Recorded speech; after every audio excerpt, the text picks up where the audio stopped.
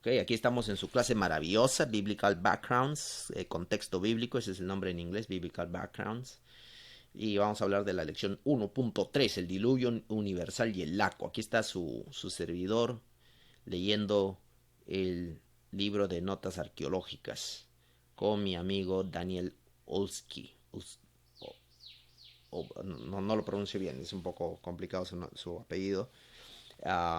Este, él y yo estábamos trabajando en el Tel Yalul. Como ustedes ven en el fondo, ahí es un monte donde hemos estado excavando por unas 6 semanas aproximadamente. Así que hemos dejado nuestro sudor y posiblemente un poco de sangre por ahí. El diluvio... Pastor, ¿qué lugar es eso? ¿Cómo? ¿En qué lugar o en qué Esto país? es Jordania.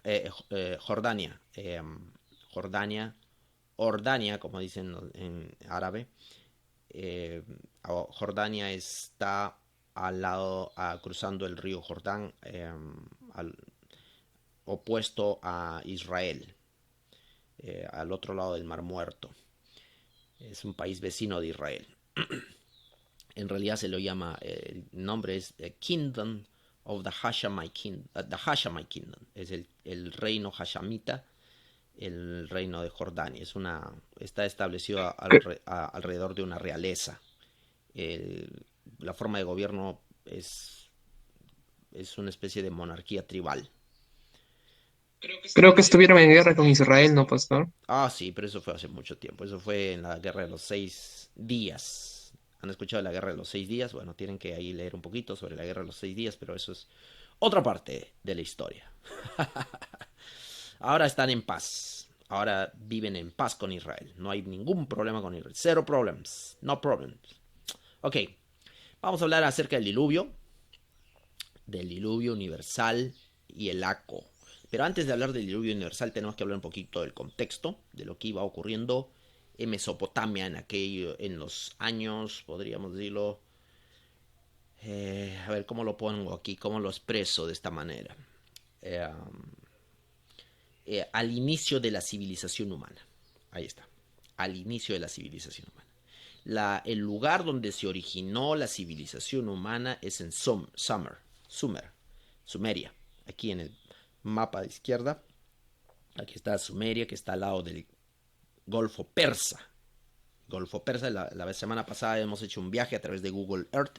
Tenemos que seguir haciendo viajes porque necesitamos hacer un poco de geografía. A veces hay alumnos que confunden los lugares, ¿no?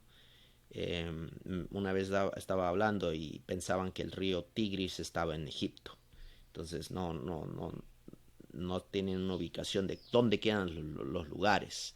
El Golfo Pérsico, que está aquí en el lado derecho, aquí, ahí desembocan el Tigris y el Éufrates, y Sumeria creció, se desarrolló a las orillas de estos dos ríos, ¿no? Como sabemos, los ríos, el agua es un componente vital para desarrollar una civilización. De hecho, no es casualidad que Egipto se haya desarrollado a orillas del río Nilo. Toda civilización necesita el elemento fundamental, aqua, ¿no? Creo que es así en quechua, se dice aqua, me parece. Eh, Yam, En quechua es Yaku. Yaku, ok, Yaku. Gracias, gracias, gracias por... ¿Y cómo se dice en Aymara?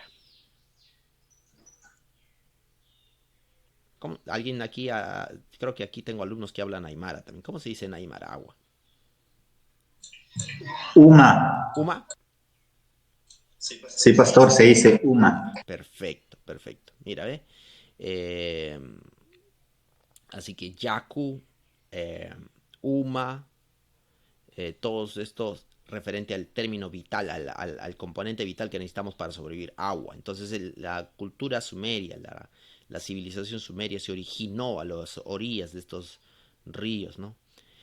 Y como ustedes ven unos puntitos rojos, quiere decir los lugares donde se estableció que hubo ocupación, población que habitaba ahí.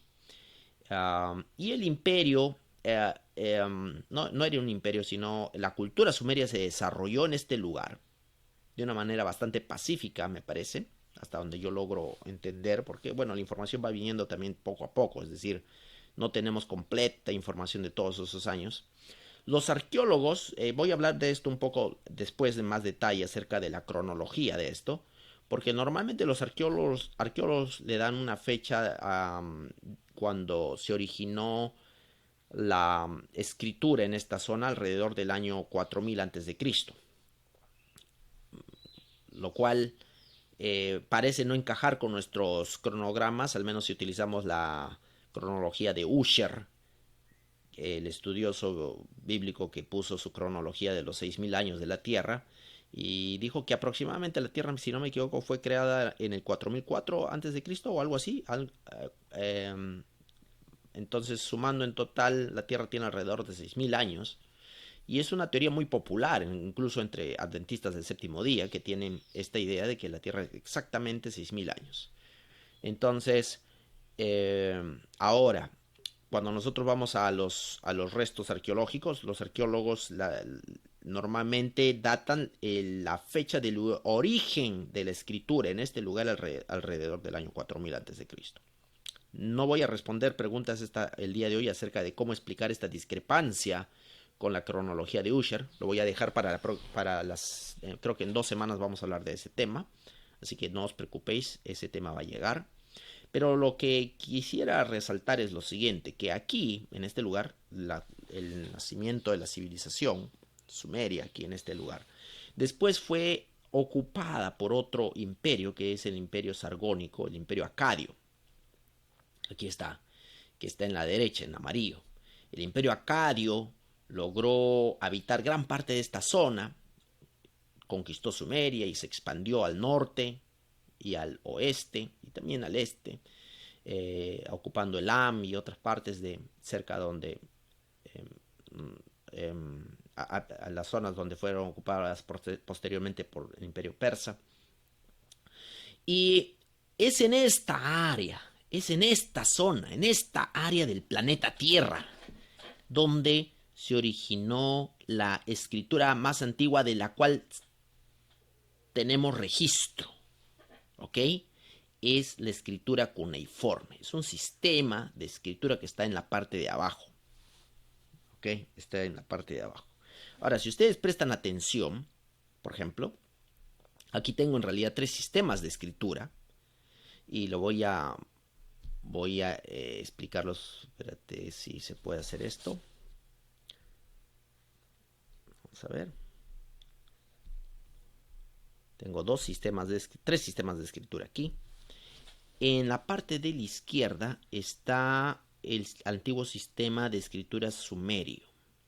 Ahora, miren, presten atención a cómo está configurado este sistema. Mira los símbolos y mira qué parecen ser. Por ejemplo, ¿qué parece ser esto de aquí? Un Un pato. pez. Un pez, ¿no es cierto? Parece Pues se ve un pez. ser que tuviera la forma de un pez. ¿Y esto de acá?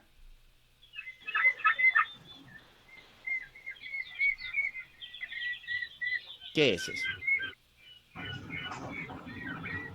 ¿Alguna idea? Un pescado, pastor. No, el segundo. Esto. Un pescado, pastor. El primero es un pescado, este de aquí, el de abajo. Un caracol parece pastor. Güey, Mira, allí tiene cachos. Una vaca, Parece una vaca, ¿no es Buey. cierto? Oh, claro, un Buey, buey, toro. un buey, un toro. Eso es lo que es. Entonces el sistema de escritura era bastante pictográfico. Ese se conoce como un sistema pictográfico. Es decir, la imagen representa la idea. Tema pictográfico. Entonces, el sistema egipcio es también pictográfico. Si ustedes ven acá, posteriormente tenemos aquí el egipcio. Esto es el símbolo de un águila, una hoja, un búho. El agua es esta. Sin embargo, a medida que pasa el tiempo, los sistemas pictográficos evolucionan. Entonces llegan a ser suplantados por símbolos, porque nadie tiene el tiempo de estar dibujando perfectamente un pájaro, una vaca, entonces evolucionan para formas más simples, de tal manera que el agua llega a ser posterior, mucho tiempo después ya, ¿no? Simplificado de esta manera, con una rayita. ¿No es cierto? Esta vaca, ¿no? También va evolucionando. Entonces, posteriormente, el imperio acadio que conquistó tuvo este sistema, que está a la derecha. También es cuneiforme. Pero está escrito utilizando ya no el sistema pictográfico, sino utilizando solamente cuñitas, rayitas, como ustedes ven ahí. Este es un lenguaje bien complicado. No es fácil. Hermanos. Y me acuerdo, y tomé el curso con el doctor Roy Gain. Hemos traducido las crónicas, parte de las crónicas del rey Sennacherib. Esto es una tortura. Es una tortura. Es una tortura entender el idioma. El idioma es muy complicado. Hay gente que se dedica especialmente a esto.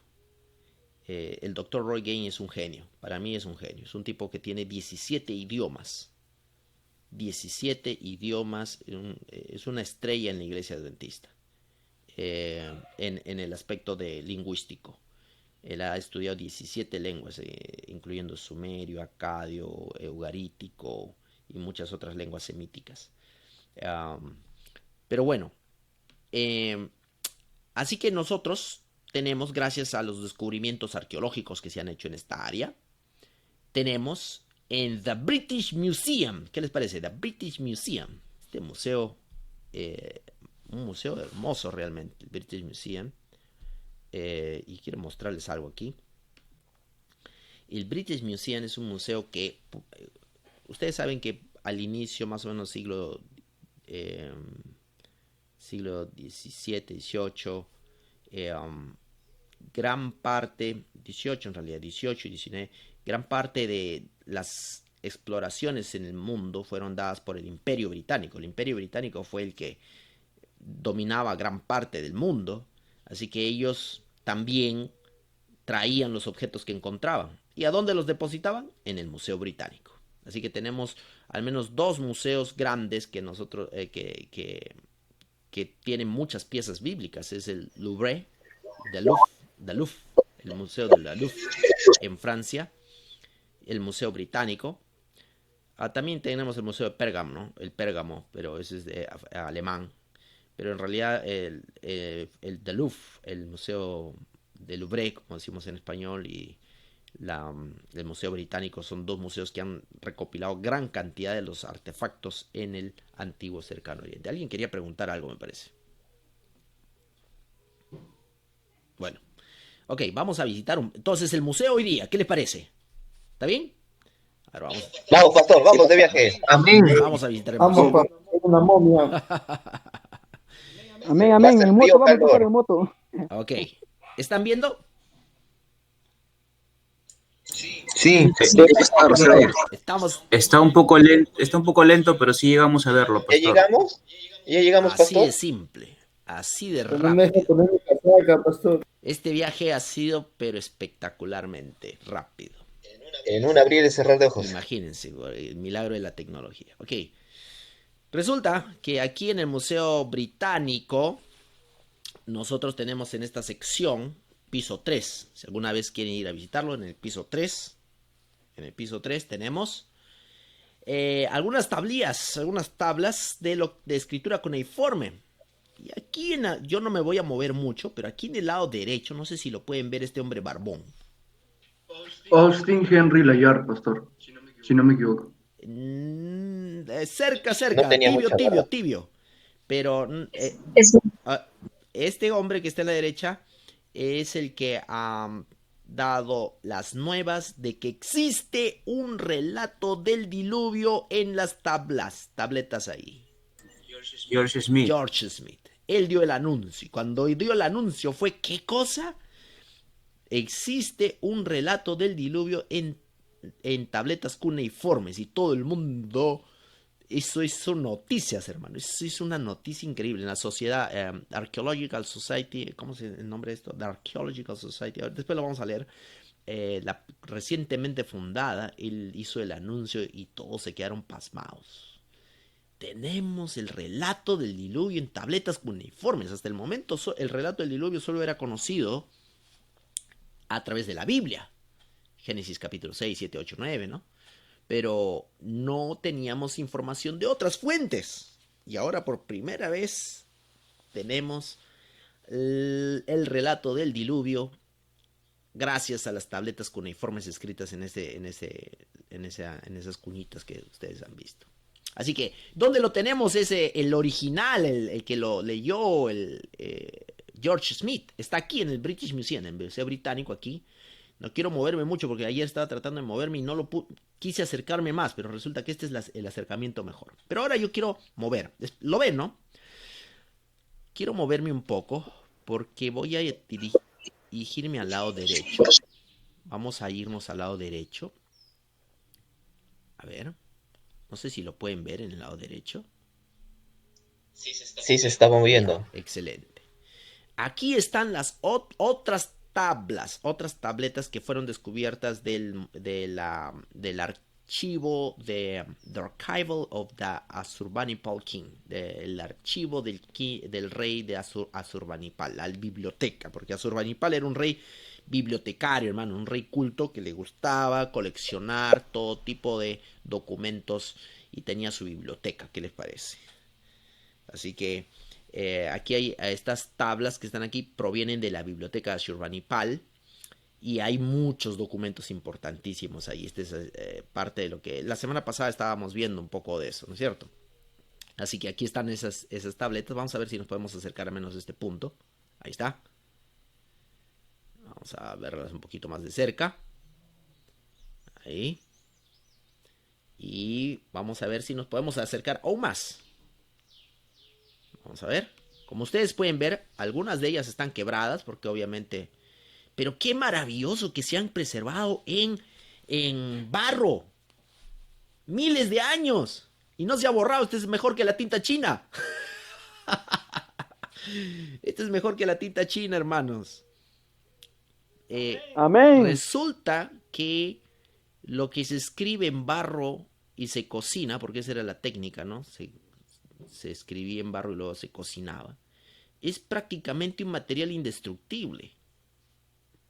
Prácticamente. Mira, esto ha pasado miles de años enterrado bajo el suelo y todavía lo puedes leer. Hasta el día de hoy. ¿Qué les parece? Es increíble. ¿Qué lenguaje es, pastor? Esto es, bueno, aquí posiblemente aquí tenemos tanto sumerio como acadio, pero aquí por los escritos me parece que solamente es acadio. Tendría que verlo más de cerca para reconocerlo un poco más. Este es otro ya, me parece. Este que está aquí en la derecha. Pero no se puede ver bien la foto. Como para darles una evaluación más certera. A ver. Todo esto parece ser acadio. Aunque puede ser que haya sumerio también acá. Sí. Muy bien. Ahora... Imagínate, esto es polvo en oro, hermanos. Esto es polvo en oro. Ahora, aquí les voy a mostrar al lado derecho. Vamos a ver. Algunas cositas aquí que se han encontrado también. Como ustedes ven, hay estas damas. ¿Ven estas damas que están aquí en la derecha? Estas damas son diosas desnudas en realidad. Son toda una familia, es una familia de dioses, de diosas, que todas ellas son así, tienen esta forma de ser representadas.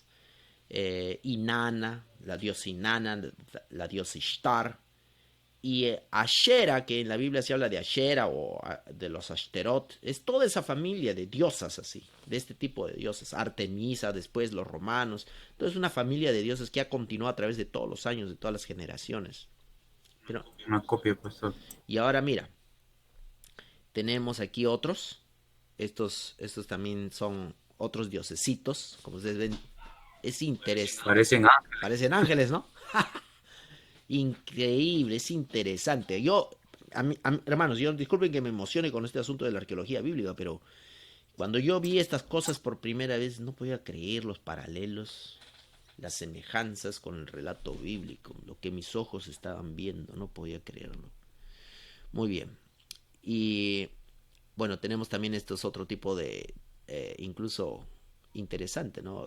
Aquí tenemos en Perú la cultura chimú, se habla de los huacos retratos, ¿no? Y también tenemos chimú mochica, las górgolas, ¿no? Las górgolas. Muy bien.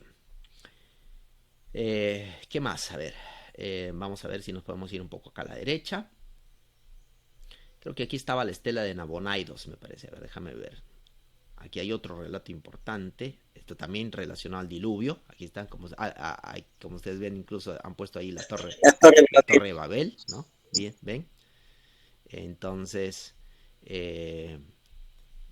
vamos a ver si nos podemos ubicar aquí más cerca. Oh. Allá. Voy a retroceder. Vamos a ver si me da la opción. No me permite ingresar ahí. Solamente me permite acercarme con esto. Nada más. Pero ahí está también documentos importantes relacionados a todos estos. Y aquí está incluso, mira, han puesto la foto del Sigurat. Y aquí está el último gobernador babilónico, ¿no? La estela de Nabonaidos. Interesante. Tenemos ahí una estela que nos recuerda el relato de Daniel. Así que algún día será, hermanos, habrá que visitar. Yo no he visitado todavía el British Museum, no he visitado todavía el Museo Británico. He visitado otros museos, pero no el Museo Británico. Mi hermano vive allá y quisiera en algún momento, cuando todo este asunto de la pandemia acabe, darme un viajecito y llevarme a cuantos pueda. Si están interesados, hagan sus ahorros. ¡Vamos! Amén. A poder visitar estas zonas. Muy bien. Va a seguir el viaje, ¿no, pastor? Presupuesto, pastor, para ir Para ir colportando. colportando. Tienen que sumar por lo menos sus $3,000, ¿no? Aproximadamente. $3,000. Vamos ahorrando. Nada es imposible, hermanos. Nada es imposible sobre la faz de la tierra. Con la ayuda del Señor. Todo lo puedo en Cristo. Amén, pastor, amén. Amén, pastor. Caminando con poder, Todo pastor. lo puedo en Cristo que me fortalece. Ok. Muy bien. Vamos a continuar entonces. Ya hemos hecho nuestra visita al Museo Británico. Me gustaría... me faltó algo. Aquí en el Museo Británico vamos a pasarnos rapidito por los pisos, ¿ok? Nos vamos a ir de un piso al otro. Vamos a irnos al 5.º piso. Estamos en el 5.º piso. Vamos a irnos al 5.º piso. Este es el 5.º piso. Vamos a hacer un poquito. Tiene historia japonesa. Como ven, este museo tiene muchas cosas. No solamente historia de Medio Oriente. Tiene de muchos otros países. Fue un imperio, ¿no? El Imperio Británico. Vamos a ir al piso 3. Aquí Pastor, como hay muchas cosas de Perú en el extranjero, que son propias de Perú y están en Estados Unidos o están en Europa. Así es, yo he visto cosas de Perú en Estados Unidos, he visto cosas de Perú en Israel, en el museo, en los museos de Israel. Es así. Y porque también existe un acuerdo entre museos cuando se hacen préstamos. No es que necesariamente pertenece a los museos, sino que a veces también entre los museos se hacen préstamos. También existe eso. Aquí tenemos esto de... aquí habla de Egipto. Esta área. Miren ustedes. Esta es una exhibición de la zona de Egipto, ¿no? Interesante. Me gustaría visitar un poco más. En otro momento vamos a hablar un poco más detalle de eso. Aquí esta jarra que ven a ver si lo puedo acercar. Esta jarra que ven ustedes con este tipo de asas es muy antigua. Esta es muy antigua. Esta es una jarra que, según los arqueólogos, data del Early Bronze, bronce temprano, que sería una de las más antiguos en el récord, ¿no? Arqueológico. Entonces, bueno, no el más antiguo, pero porque el más antiguo, según los récords arqueológicos, es el Neolítico, ¿no? pero, pero es muy antiguo. Muy bien, vamos a ir a otro piso, una mirada rápida para que al menos tengamos una idea. Aquí tenemos esto que es, a ver, déjeme ver. Me parece que esto es Grecia. A ver, algo que me dé... No, esto no es Grecia. Doctor, Esto no es ¿aquí Grecia. trajeron los leones No, salados? esto no es Grecia. Pero este es me parece que es en Asia.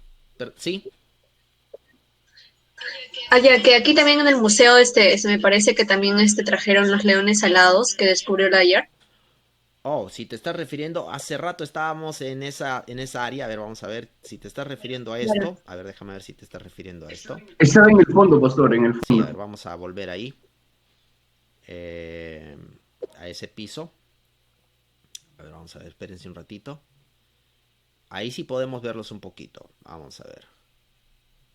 A ver. Ok. Si mirabas, estaba... Vamos a ver si puedo subirme ahí. Ahí está. No sé si te estás refiriendo a eso. De las entradas a estos... ¿Ves a un león ahí? La puerta de Ishtar. La puerta de Ishtar. Esto tiene un nombre. Es el símbolo de la diosa Ishtar. Ese león, pero tiene un nombre. No me acuerdo. Símbolo de la diosa Ishtar. Ah, ok, no, yo había visto en las imágenes cuando estaba averiguando sobre Henry Layard que había descubierto una especie como que de monumento o roca donde habían leones alados y también estaba a Niro del Cazador, ¿no? Que bueno, que lo interpretaron así, pero al final tiene un nombre medio Ah, me raro. parece que te estás refiriendo a los Lamashu. Vamos a ver si los encontramos. Si los encontramos ahí te lo muestro. Me parece que están aquí. El otro día los estaba viendo en el museo aquí británico. De repente Y no sé si de repente nos puede explicar un poquito, porque, o sea, se mencionan mucho de las cosas que Henry encontró, Ajá. pero no se menciona, o sea, y al final, como que de sus excavaciones, él le da mucho más importancia al conocimiento, ¿no? O sea, no solamente en como que, no solamente como que, encuentro algún objeto, sino también de que o sea, ¿qué me quiere decir esto en la cultura de ese entonces? No sé si de repente nos pueda comentar un poquito acerca de eso, de esos materiales que encontraron y qué significaron para ese Sí, entonces. sí, sí. Vamos a ir a pasos con eso. En realidad hay mucho de qué hablar. Uf, si me pasara hablándoles de cada una de las cosas, hermanos, no acabaría. Tomos y tomos y Es cierto. tomos y tomos de información. Es un diluvio, hablando del diluvio, es un diluvio de información. Pero bueno, vamos a tratar el tema hoy día, que tiene que ver con el diluvio. Así, vamos a cerrar un poquito ahí. Y es, ven ustedes aquí, por ejemplo, la evolución del cuneiforme. En el año 3000, esto era cerca del 3000 antes de Cristo, más o menos este era el símbolo para Dios. 2800 sigue así, 2500 cambia un poco, 2800, 600. Dingir, se conoce como Dingir para los estudiosos del Acadio. Entonces ven cómo existe una especie de evolución en cómo se escribe. Y así cada uno de estos símbolos. Existe una evolución de la escritura del lenguaje. Sigue siendo cuneiforme. Todo esto es cuneiforme. ¿Y cómo es el cuneiforme? Así es el cuneiforme. ¿Por qué se le llama cuneiforme? ¿De dónde viene ese nombre cuneiforme? Ven este hombre ahí que tiene una cunita como una especie de maderita cuadrada y lo que tiene en su mano izquierda es arcilla fresca.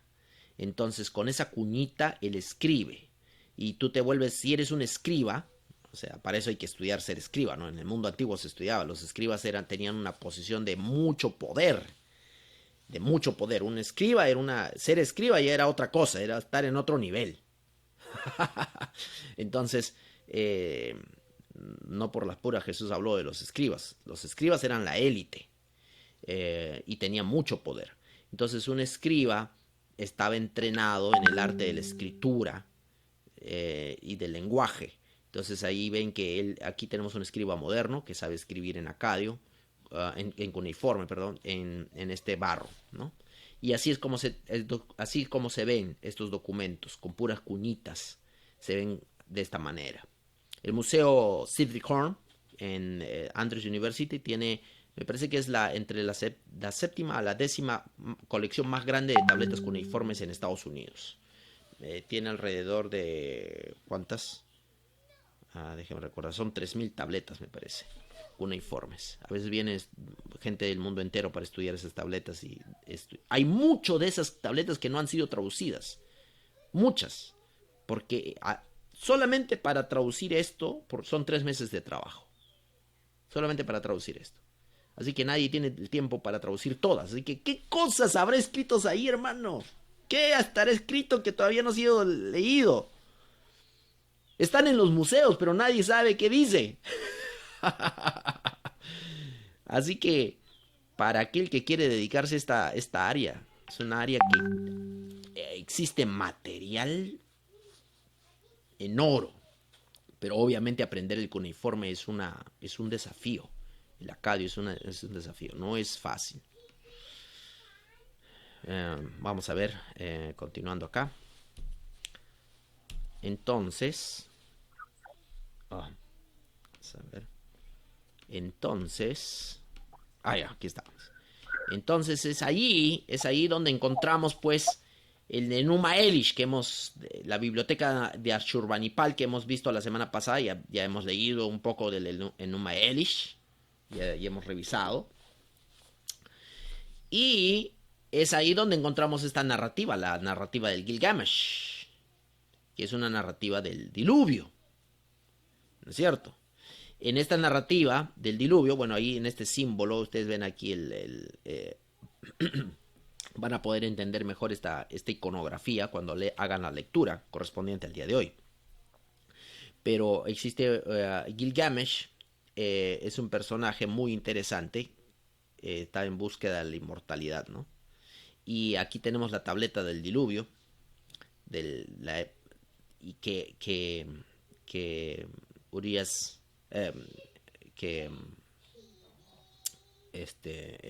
George Smith tradujo. Entonces aquí nosotros tenemos un pedazo de eso. Como ustedes ven, está roto. Lo que pasa es lo siguiente. Me encanta, cómo nos gustaría que todos estos documentos estén completitos desde el principio hasta el fin, ¿no es cierto? Sería maravilloso. Of course. Pero lo que encontramos son fragmentos. Entonces, ¿qué cosa hacen los estudiosos? Reconstruir. Porque gracias a Dios, los antiguos no hicieron solo una copia de esto, sino hicieron varias copias.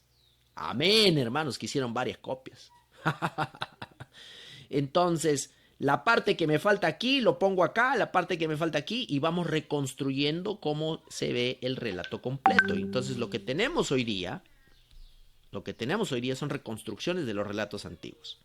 En esto hay un personaje importante, que es Hormuzd Rasan, también asiriólogo. Su biografía es muy interesante, que trabajó con este otro personaje que vino después, George Smith. Yo les voy a dejar, no les voy a contar mucho de su biografía, pero les voy a dejar ahí que lo lean, interesantísimo. Hagan el mapa mental los que quieren hacerlo para ganar el extra point, pero este hombre, un autodidacta. ¿Cómo es posible que Dios le haya dado tanta destreza a este personaje? Es increíble. Él se fue a trabajar al museo, o sea, él trabajaba en otra cosa, pero se fue a trabajar al museo británico solamente como ayudante, y él se enseñó a sí mismo acadio, asirio, se educó a sí mismo, y por eso es que logró traducir el relato del diluvio. Es increíble su historia. Muy bien, no sé por qué mi computadora me hace esto. No quiere que avancemos. Y quiero leerles aquí en inglés cómo fue el asunto. Lo tengo en inglés, desafortunadamente. Digo desafortunadamente porque al final ustedes tienen que aprender inglés, ¿no? Pero aquí lo voy a leer y lo voy a traducir al español, ¿ok? Esto viene del libro The Epic of Gilgamesh, an English version with an introduction, una versión en inglés con una introducción donde se habla acerca del descubrimiento de las tabletas de Gilgamesh, ¿no? Del diluvio.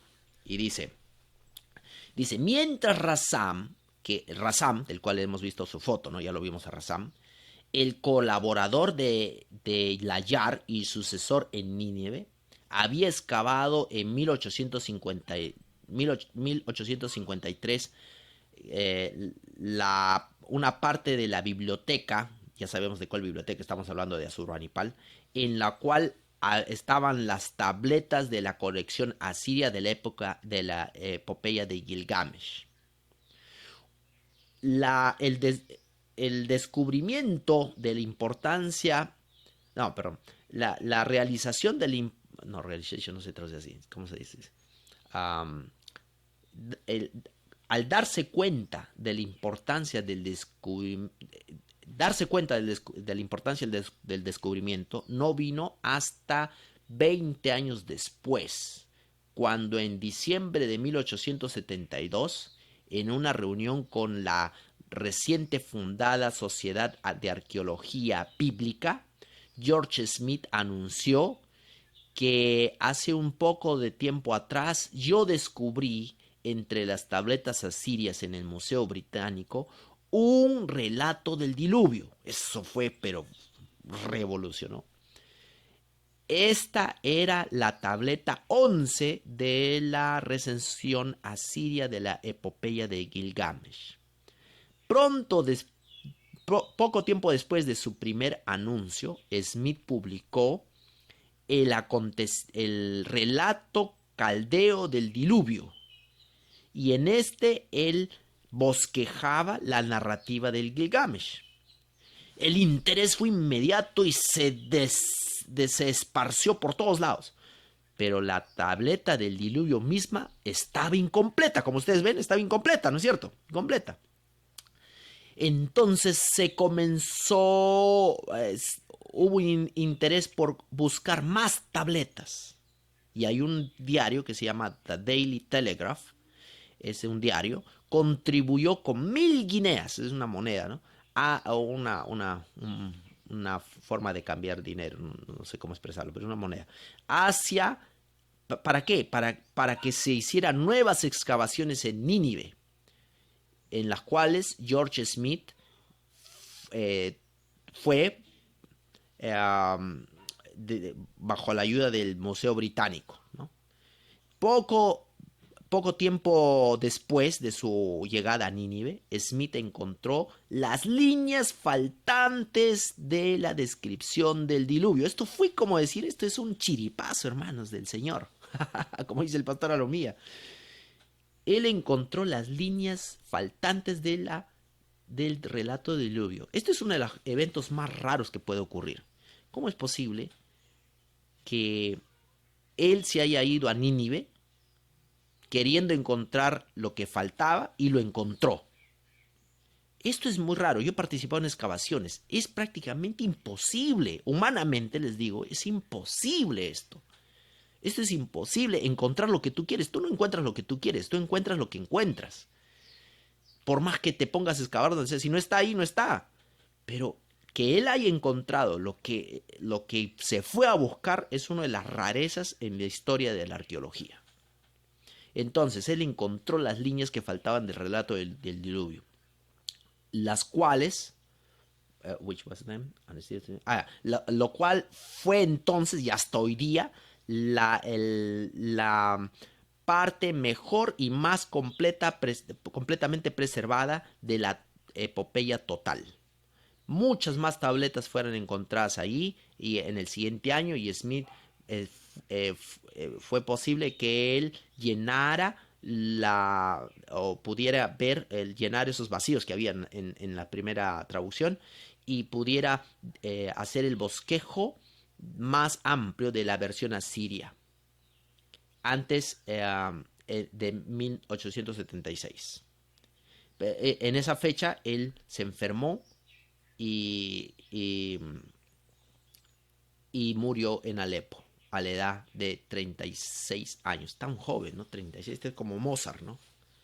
Tan joven, tan genio, tan joven, murió. Entonces, estas luminarias son tan potentes que creo que el Señor les da poco tiempo de vida, ¿no? Porque si no nos terminan quemando todos los sesos a nosotros. No, de verdad que fue una cosa increíble, 36 años de vida, pero él ya había comenzado un nuevo campo en los estudios bíblicos y en la historia antigua. Qué bárbaro, hermanos. Muy bien, hasta ahí nomás le voy a contar de Schmidt. Estos son los relatos de las epopeyas que existen o que están relacionadas al diluvio. Existen varios relatos del diluvio. En realidad no se habla de un solo de relato. Algunos dicen el relato del diluvio, Acadio del diluvio, como si fuera uno. En realidad existen varios relatos. Por ejemplo, tenemos la epopeya de Atrahasis, que data alrededor de esas fechas aproximadas 1646 a 1626, más o menos unos 100 y tantos años antes de Moisés. Tenemos el relato de Eridu Génesis, que es alrededor del 2300 antes de Cristo. Tenemos el de Gilgamesh, que está entre 2150 y 1400, y es la tableta 11 específicamente la que habla del diluvio, la que vamos a leer hoy día con ustedes. Y luego tenemos el libro de la vaca celestial, que este es un relato egipcio, y es un poquito diferente de los anteriores, pero data de alrededor del 2181 al 1782 a.C. Entonces, aquí les dejo la página, y está la página donde pueden leer un poquito acerca de cada uno de esos de ahí. Pero es interesante que existe mucho más de un relato. En realidad, todos estos relatos son muy parecidos. A veces cambia el nombre, a veces cambia un poquito cómo está el relato, pero el relato es muy parecido entre ellos. El que vamos a leer hoy día es el del Gilgamesh, en la tableta 11. Eso es lo que vamos a hacer en este momento. Así que les voy a dar indicaciones. En el Classroom está colgado el relato de Gilgamesh, y lo que van a hacer es leer de la página que se indica ahí. Vamos a dar unos 20 minutos para leer eso y volvemos a las 9 con su lectura. ¿Ok? ¿Alguna pregunta? Perdón, no entendí bien. Hay que, para leer. Sí. Vamos a leer el relato del Gilgamesh, la tableta 11. Eso es lo que vamos a hacer. La tableta 11 está aquí en la unidad 1.3. Si miras 1.3, dice Diluvio Universal y el Aqua. Ahí está colgado el PowerPoint que estoy utilizando ahora, y también está colgado el relato del Gilgamesh. Ahí está el PDF. Y lo que quiero es que leas la epopeya de Gilgamesh de la página 47 en adelante.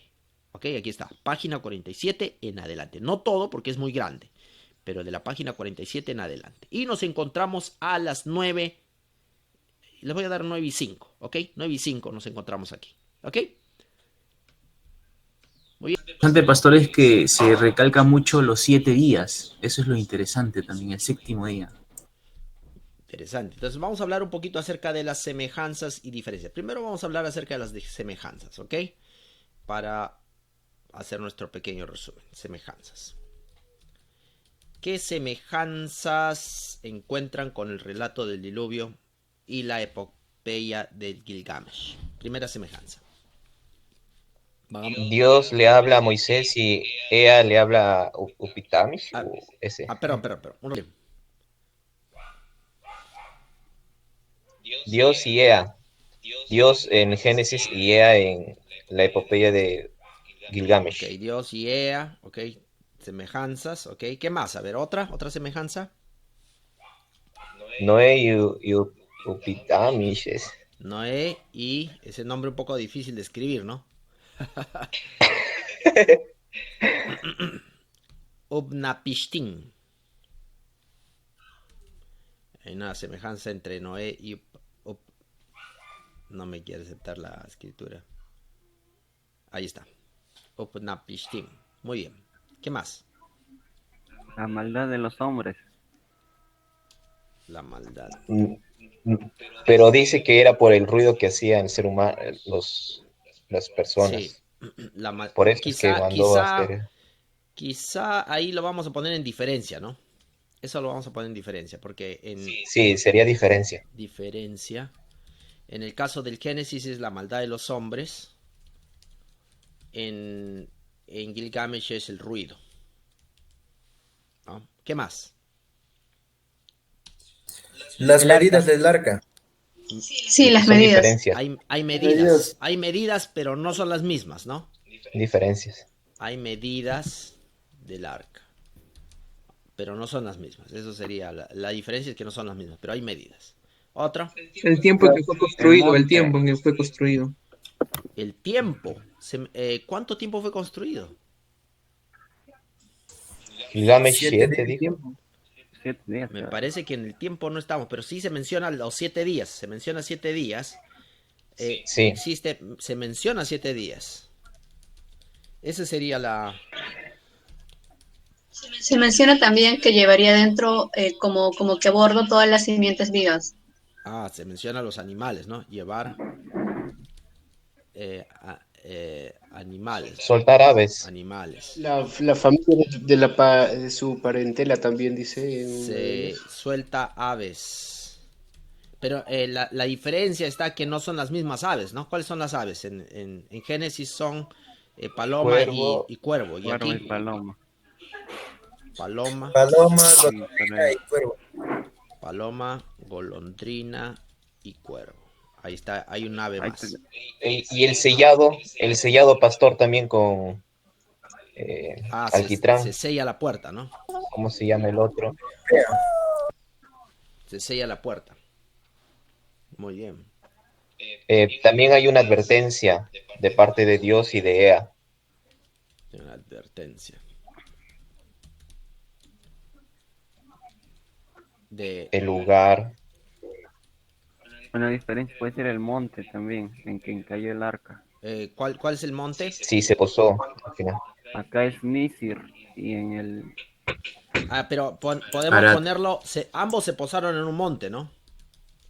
Claro, ese.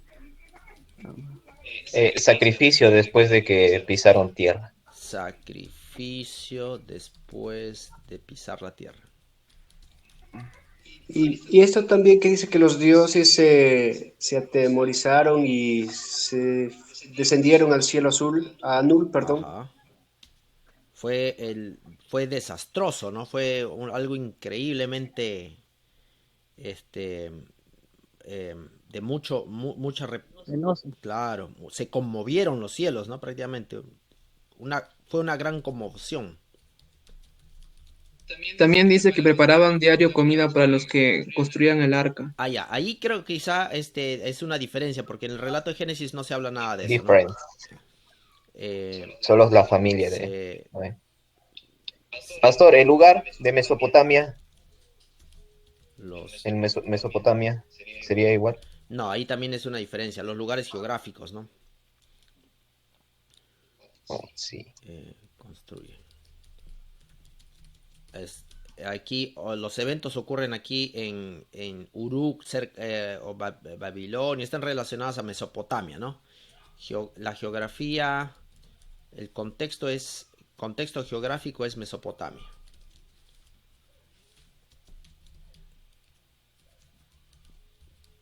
Pastor, también sería el castigo con agua también, ¿no?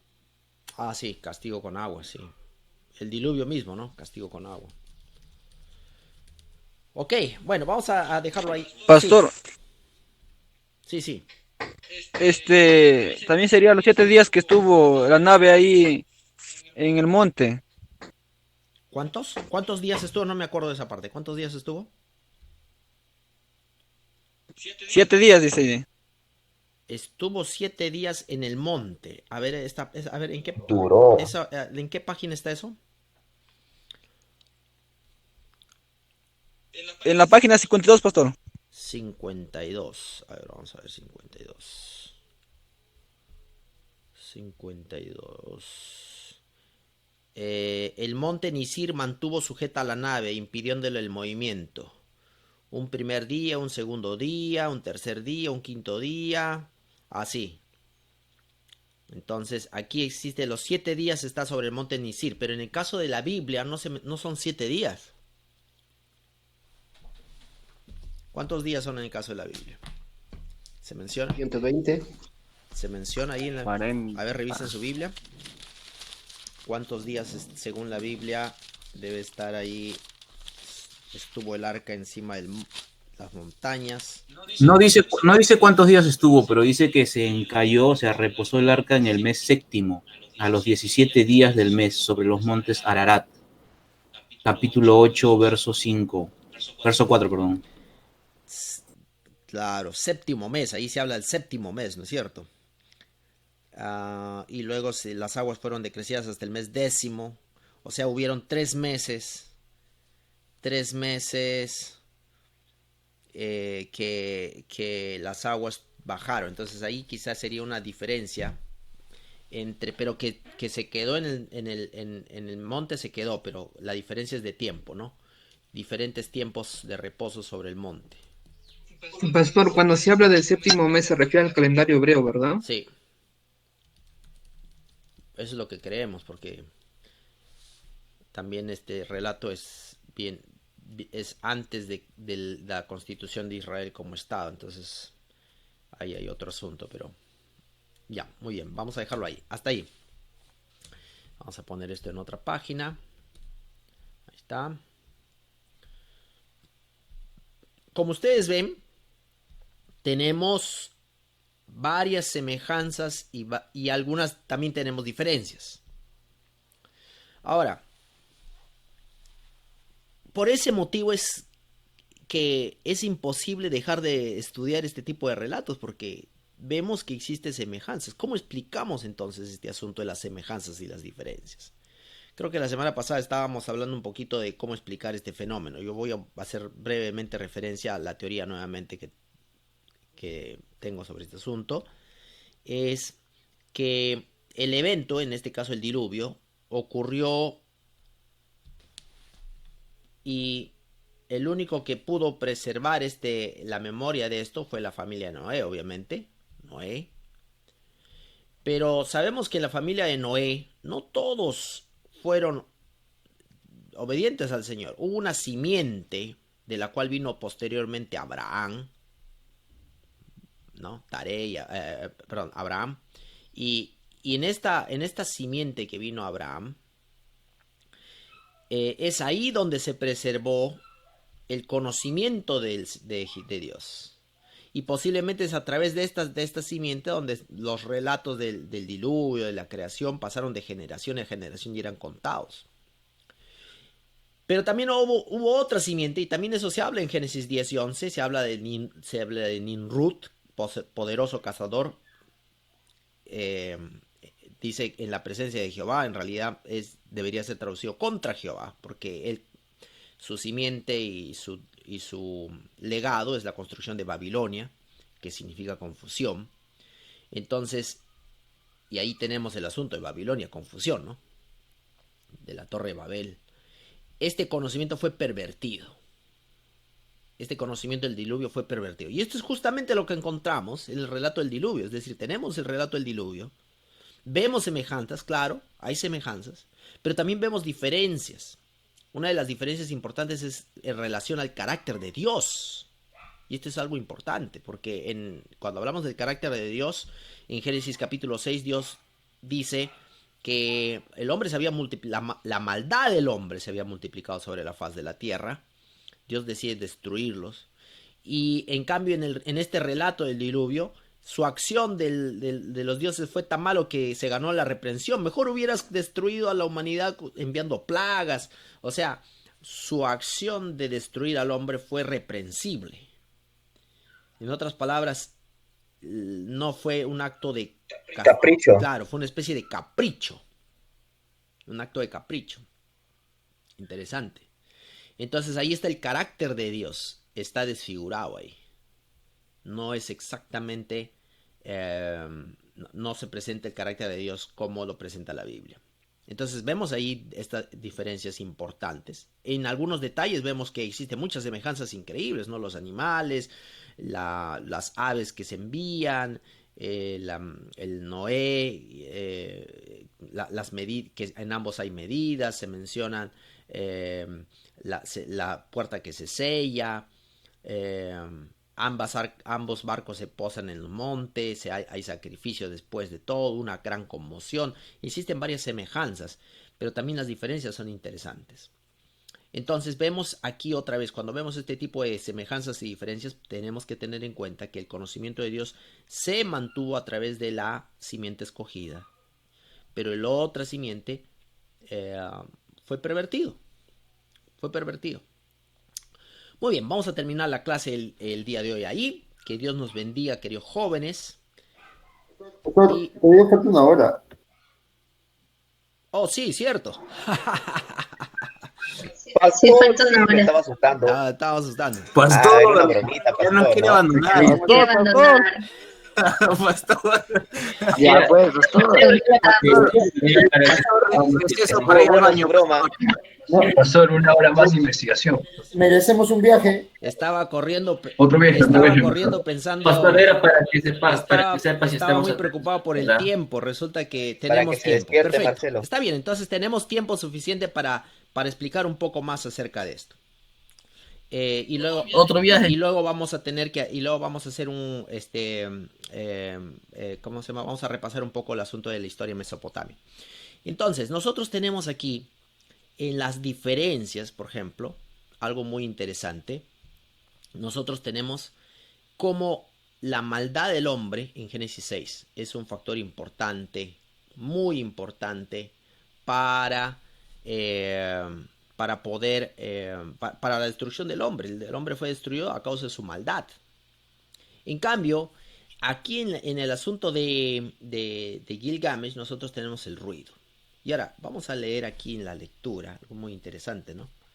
Porque nosotros leemos aquí. Vamos a ver. Aquí está.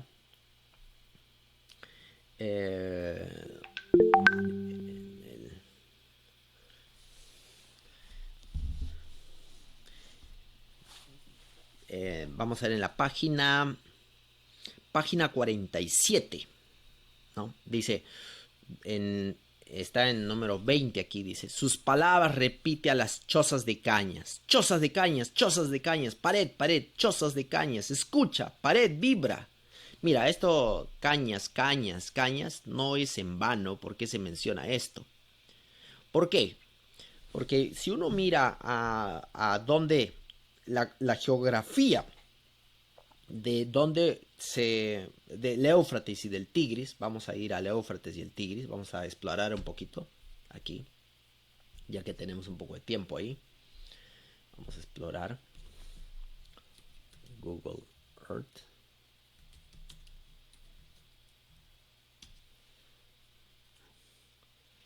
Si nosotros vamos a la geografía del lugar, ¿cómo es la geografía del lugar? Nos vamos a dar cuenta. Pastor, una consulta. Ay, perdón. Sí, dime. Justo quería hacerle una consulta mientras va buscando el tema de la geografía. No sé si de repente también pueda tocar un poquito el tema de los descubrimientos arqueológicos sobre el diluvio local y el diluvio universal. No sé si de repente allí nos pueda dar algunos datos. Sí, es una buena pregunta. Y por otro lado, sobre la teoría que menciona, ¿no? De las dos simientes, no sé si nos puede pasar el artículo donde menciona eso. Oh, bueno, ahí no hay, en esto de las dos simientes no hay un artículo que habla de esto. Es algo que yo lo derivo de la Biblia. Quizá no me viene a la mente un artículo que habla acerca de las dos simientes, así como yo lo estoy describiendo. Quizá es un poco más la perspectiva de su profesor, pero no creo que estoy solo en eso. En realidad, cuando en mis estudios mis profesores también hablan bastante de esto, en realidad, pero documento escrito no he visto un documento escrito que me venga a la mente sobre ese tema. Estoy tratando de hacer memoria. ¿Qué documento podría ser más cercano a eso? No creo que hay un documento escrito así. Entonces, pero sí es algo que nace de la comparación de la Biblia, porque cuando tú miras en la Biblia y justamente leemos Génesis 10, abramos nuestra Biblia en Génesis 10, tú te vas a dar cuenta que en Génesis 10 tienes la descripción de los descendientes de los hijos de Noé. Ahí está, muy claramente, ¿no? Mira Génesis 10 y se habla de la generación de Noé. Todo Génesis 10, desde el versículo 1 hasta el versículo 32, todo el capítulo. Termina diciendo el capítulo 10, estas son las familias de los hijos de Noé por sus descendencias, en sus naciones, y de estos se esparcieron las naciones en la tierra después del diluvio. Y ahí está. Ahora, cuando hablas de la Torre de Babel, y tú también vas a ver cuál es el asunto en capítulo 11, ya se enfoca, porque en el capítulo 10 es como decir una mirada general a todas las diferentes descendencias. Ahí se habla, por ejemplo, en el versículo 8 se habla de Nimrod, vigoroso cazador. Se habla en el versículo 10 de Babel, de Nínive en el 11. Después, si vas en el versículo 18, tienes a los cananeos, ¿no es cierto? Otra familia. Después, en el versículo... ¿dónde está el otro? En el versículo 14 tienes a Patrusín, Calushín, de donde salieron los filisteos, y a Caftorín. Se habla de otro tipo de naciones, ¿no es cierto? Entonces vemos varias naciones distribuidas aquí en Génesis 10, pero no se hace un énfasis en la descendencia elegida.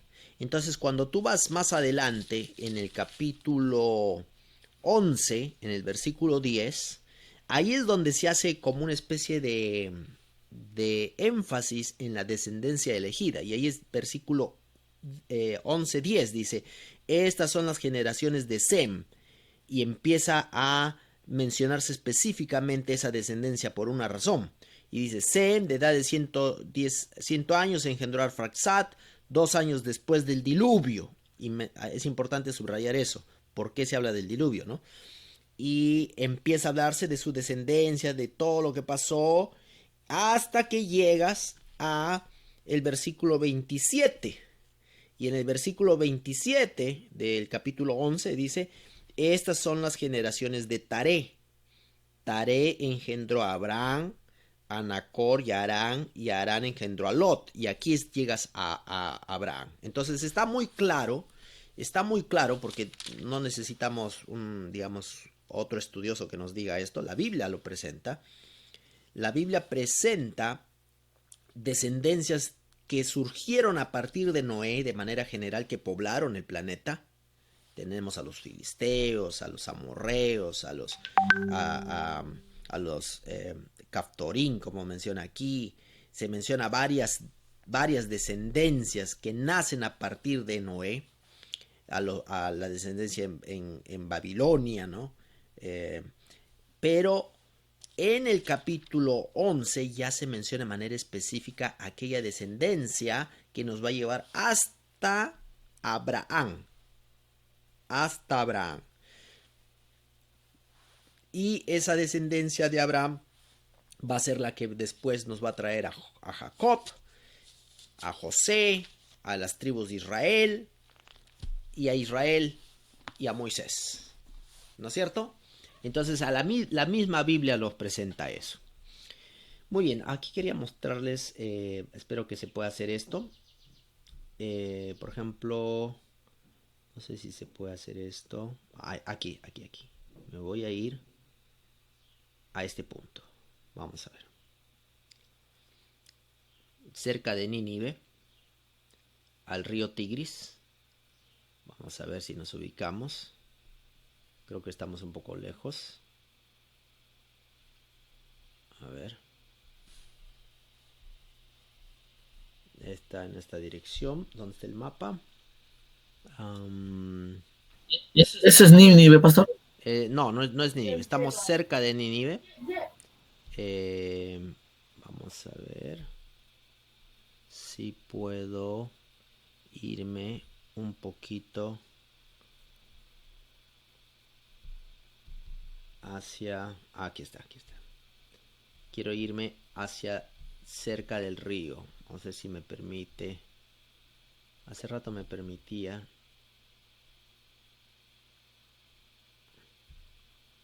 Quisiera irme. A ver, vamos a hacer 2D.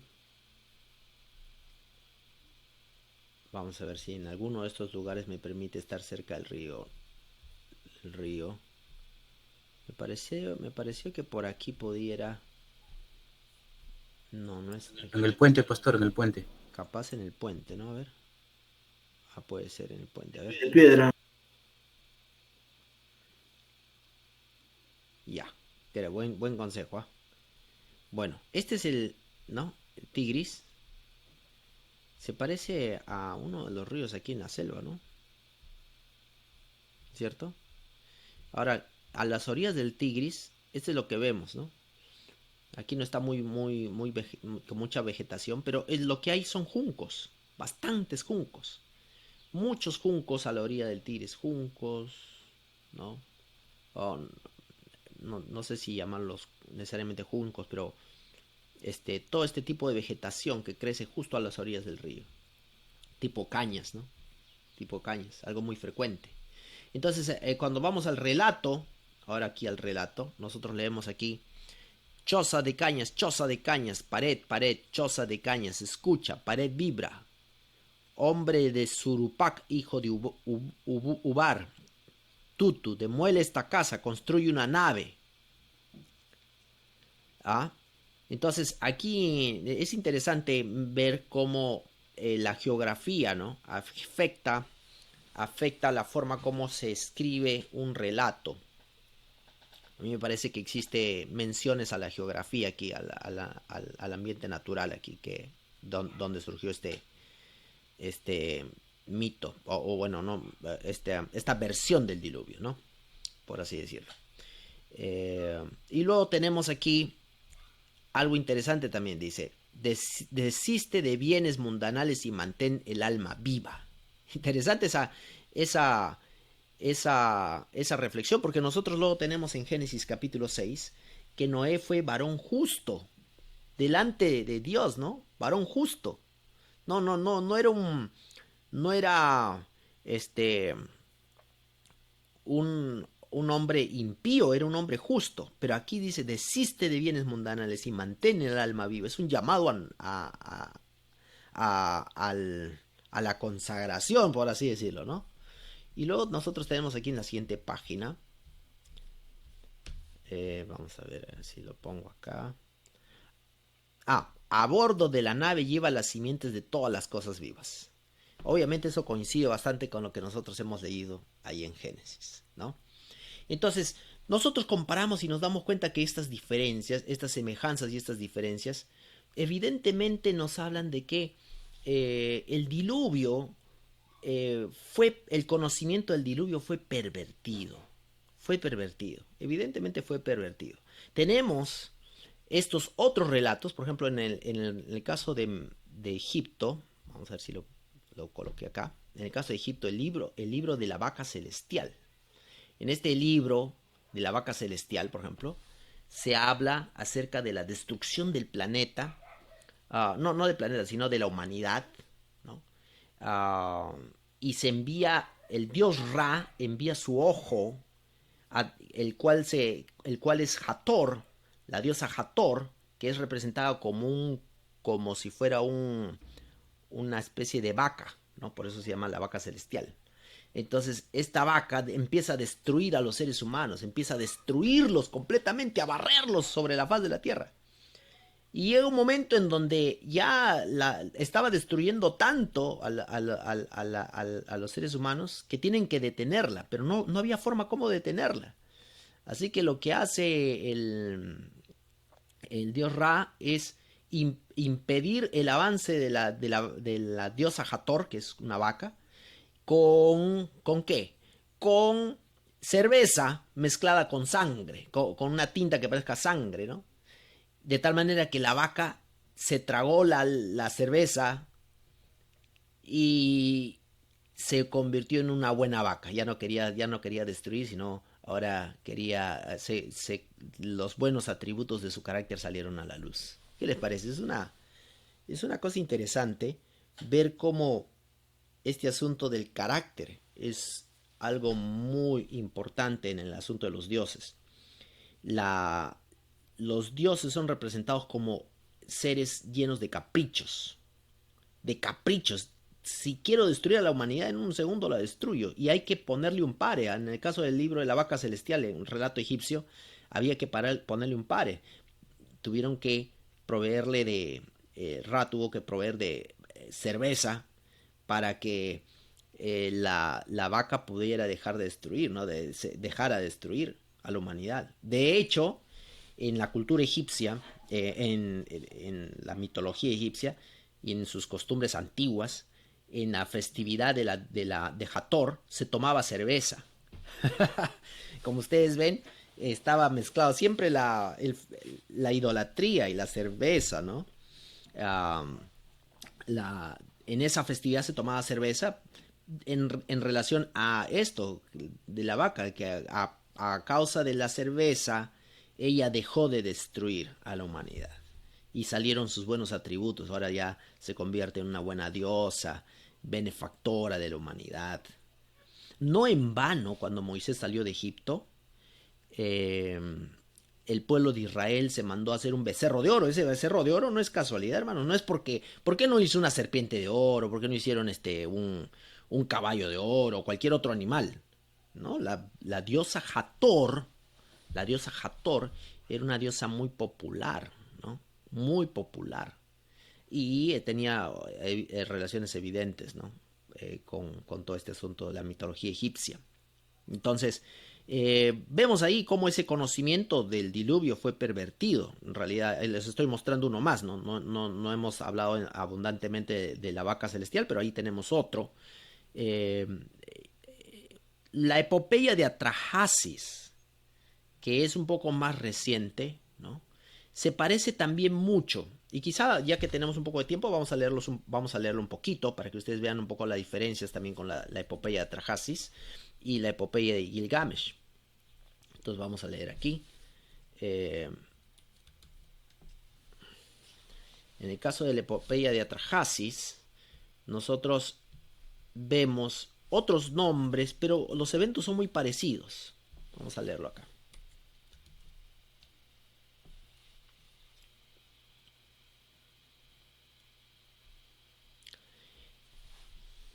En el caso de la epopeya de Atrahasis, por ejemplo, nosotros tenemos algo interesante.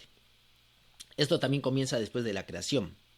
Y dice, los dioses más viejos hicieron a los dioses más jóvenes para que hicieran todo el trabajo en la tierra y que pudieran construir las camas del Tigris y de los ríos Tigris y Éufrates. Así que estos dioses estaban muy ocupados construyendo, ¿no? Las camas por donde pasa el Tigris y el Éufrates, las cabeceras de los ríos. Así que los dioses más jóvenes finalmente se rebelaron, ¿no? Y Enki, el dios de la sabiduría, sugirió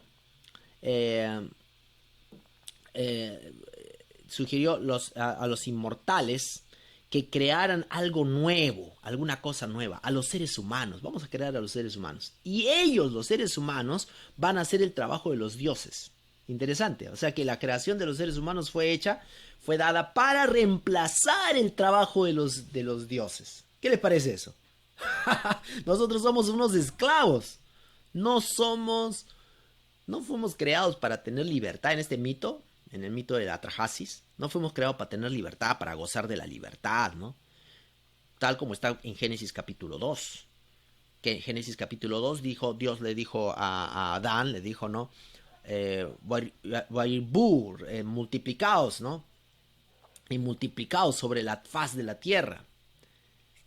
Multiplíquense. Y les dio todos los elementos para ser una pareja feliz. En el caso de este mito de Atrahasis, la creación del ser humano era con un objetivo: reemplazar a los dioses que estaban cansados de trabajar.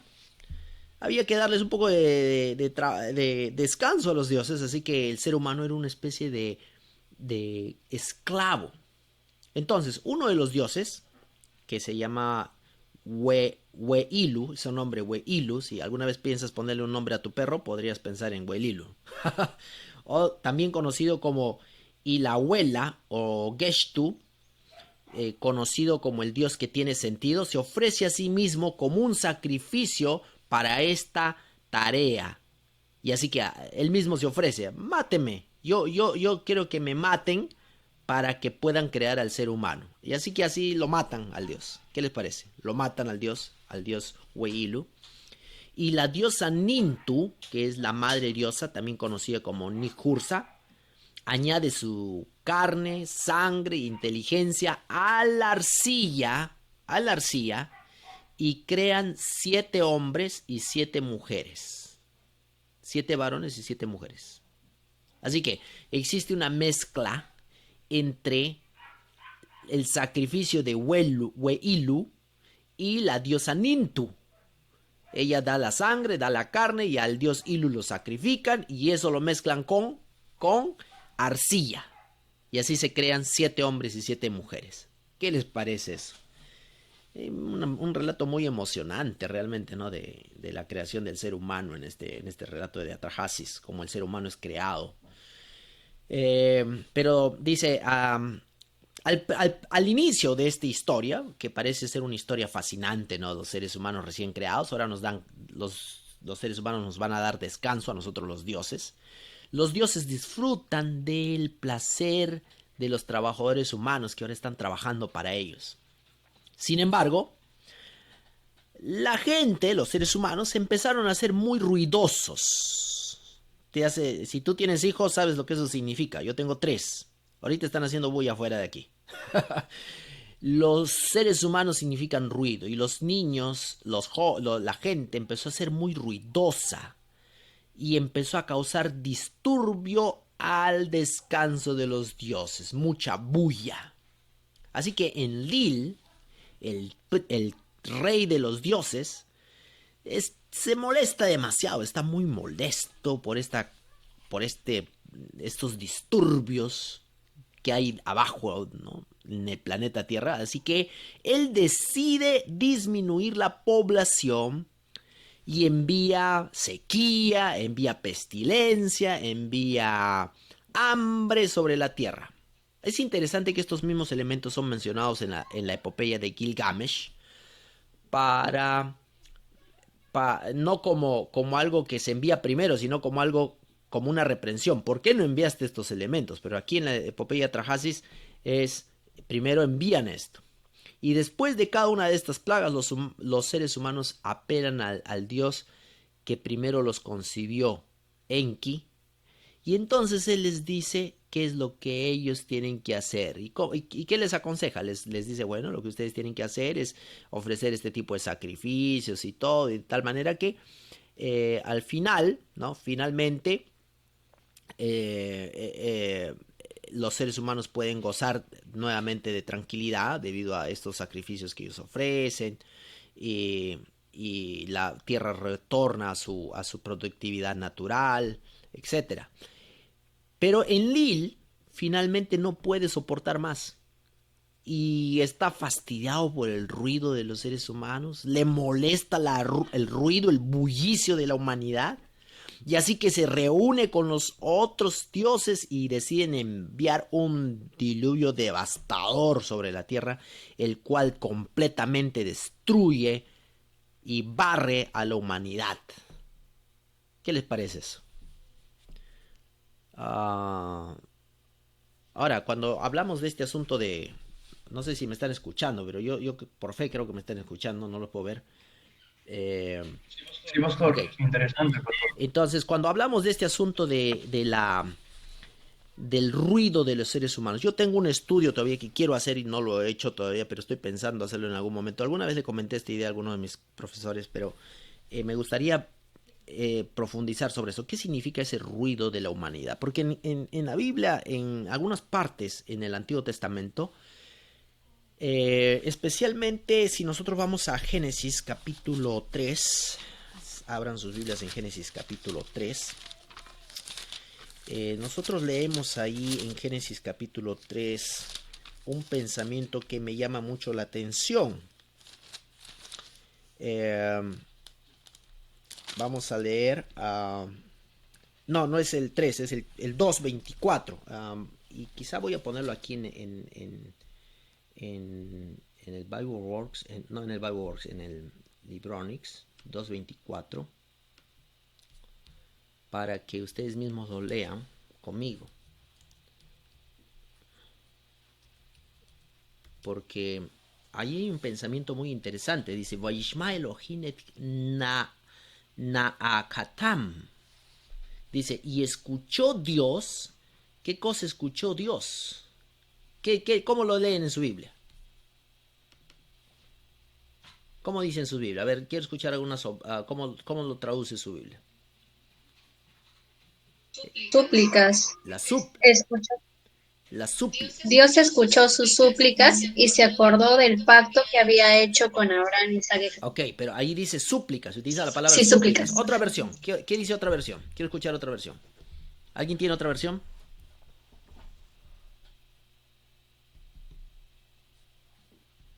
¿Nadie?